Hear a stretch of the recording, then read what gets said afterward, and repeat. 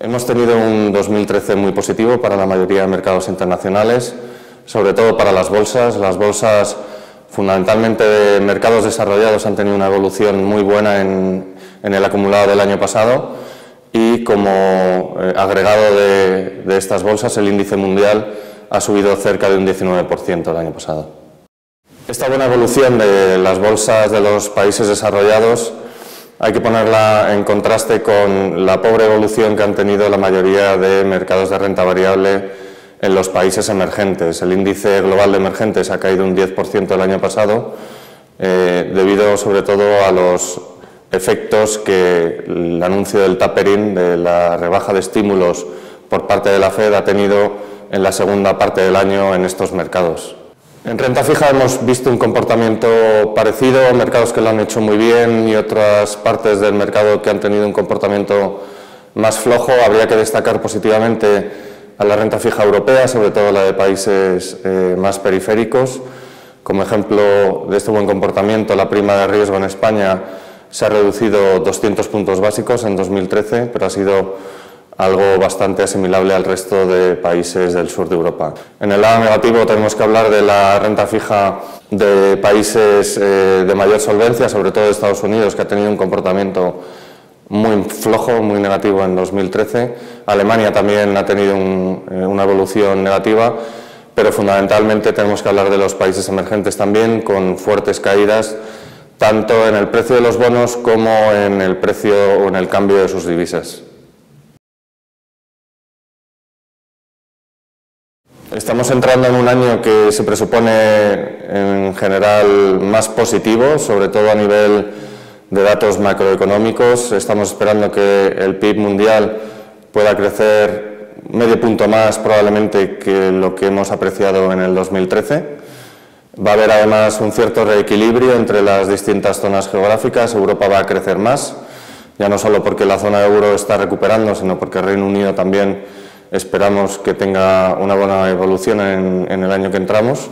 Y luego la economía americana, para la que se prevé un crecimiento fuerte el año que empezamos, probablemente pueda crecer incluso por encima del 3%, y esto va a ser un empuje importante para el crecimiento a nivel mundial.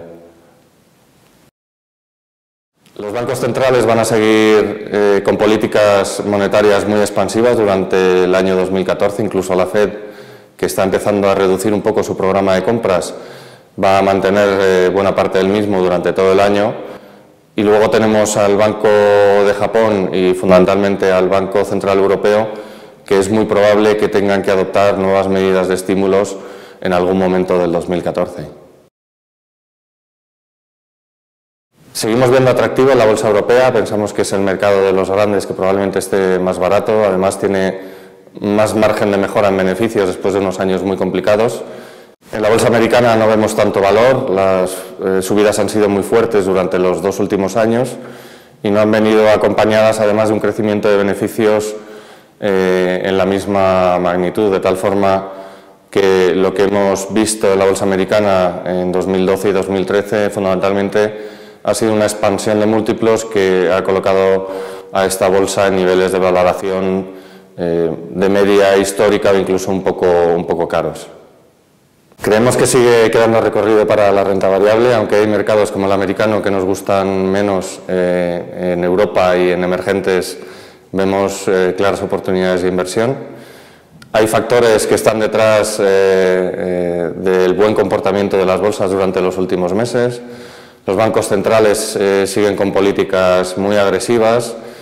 Los flujos están entrando de nuevo en la renta variable europea, que es algo que no veíamos durante los últimos años, y además tenemos a los activos alternativos que ofrecen muy poca rentabilidad. La renta fija, dadas estas políticas de los bancos centrales, están con tipos muy reducidos y ahí el potencial de revalorización es más complicado a futuro.